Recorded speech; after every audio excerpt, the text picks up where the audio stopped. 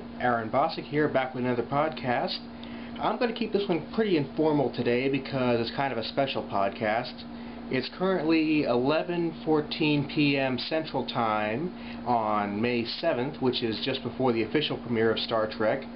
I'm going to give you my review of it, actually, because I used to do movie reviews, and I kind of miss doing it, so we'll make kind of a special occasion here. First of all, if you want to know, just yes or no, if you should see this movie, yes. Yes, you should. You should go see this movie now. If you're a Trekkie, you will like it. Bottom line. Y-E-S, yes, go see it.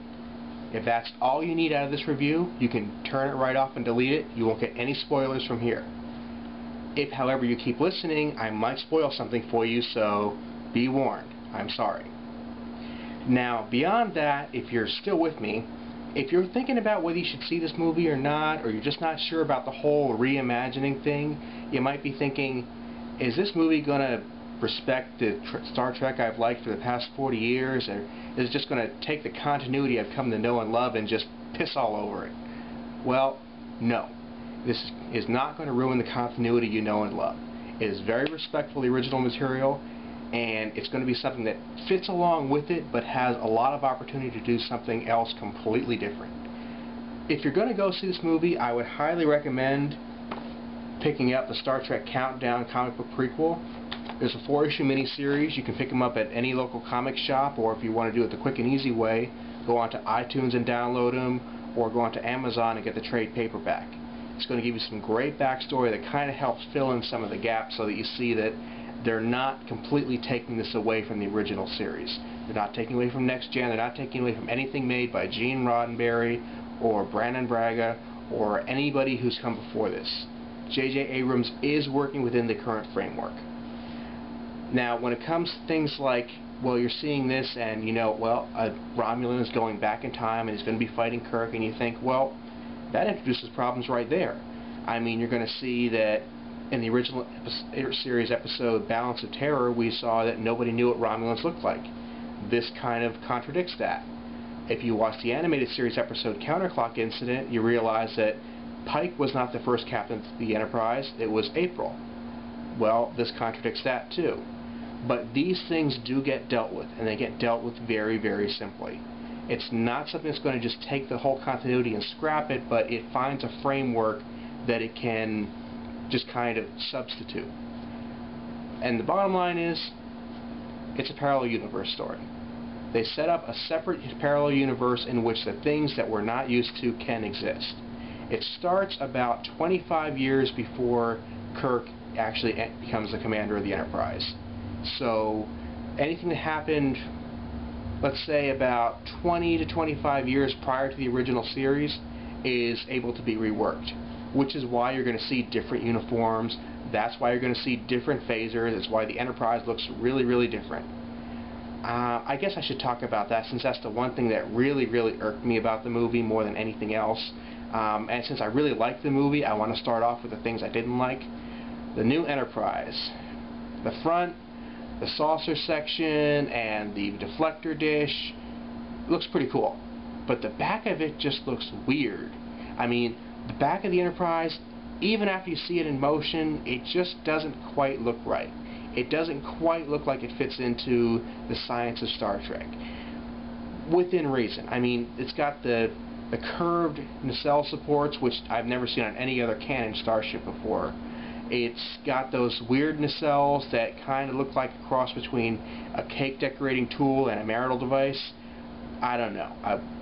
To me, those weird phallic nacelles are kind of like Joel Schumacher putting nipples on the Batman costumes.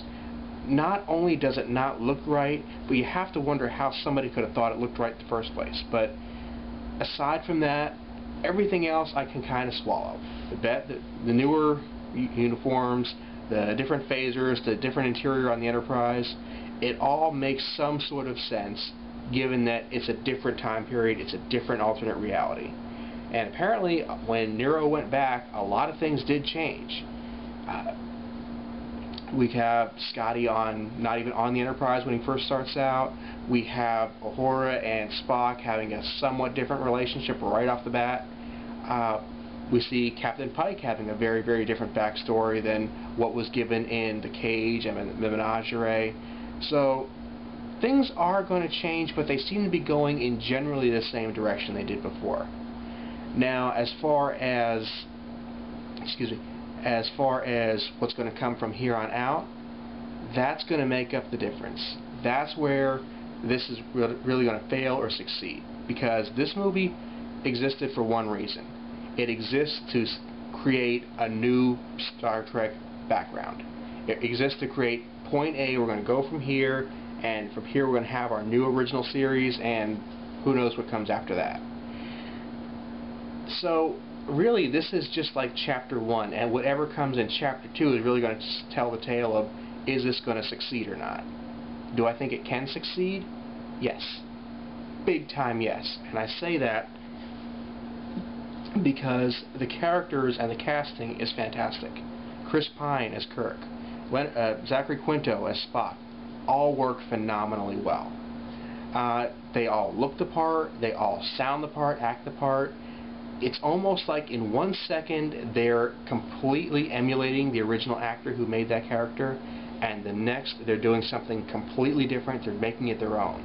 So it keeps switching back and forth, and that works incredibly well. Even characters like Simon Pegg as Scotty or Anton Yelchin as Chekhov, where they don't really look the part per se, they still act and sound the part, and that's good enough for me. I think that, you can't completely duplicate that, but if we can grab the basics and work from there, that's good enough. That's definitely good enough. The reason I want to encourage people to see this movie is that, number one, it is a really, really good movie. It is a Star Trek movie to basically take over where Star Trek movies have kind of been faltering the last couple of years. No offense to anybody who worked on movies 1 through 10. They were great movies. I'm glad every single one of them is on my shelf. But we're going to need to put something new into here. We're going to risk losing Star Trek forever.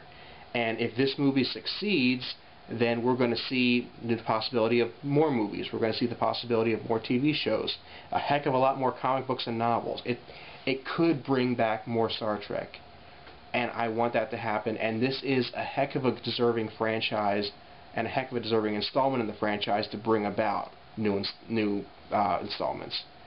If we can make more movies with Chris Pine and Zachary Quinto, that's a good thing.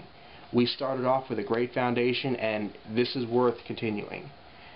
I hope, and this is going to be the one little caveat I have in that, I hope if this movie is successful that Paramount and CBS don't take this as an excuse to just dump everything that's come before in terms of support. Maybe we can't ever have another movie with William Shatner and Leonard Nimoy. That's something we can accept. But I don't want to just take that and scrap it. Let's still have comic books and novels from that universe. Let's still have Patrick Stewart. Let's still have Kate Mulgrew and Avery Brooks. Let's still keep their characters on the back burner and maybe find a way to bring them in. I just don't want to lose that, even though we're going in a new direction. We have a new universe, a new reality. Thank you. I'm glad J.J. Abrams did this. I just don't want to throw the baby out with the bathwater. And that, I think, is again where this movie is going to be decided. Is it going to be something that added to the universe or replaced it? We don't have to replace it because, like I said, it deliberately went in and fixed everything in a parallel universe that doesn't have to go ahead and scrap everything. So I hope that makes sense, and I deliberately tried not to go ahead and give too many spoilers. I know I slipped some in there, but it's definitely worth seeing if you're like me and you're thinking of every little episode and the possibilities of continuity errors and conflicts and outright contradictions. Those don't even apply. It's not going to completely replace the Star Trek you knew, but it's going to give you another outlet.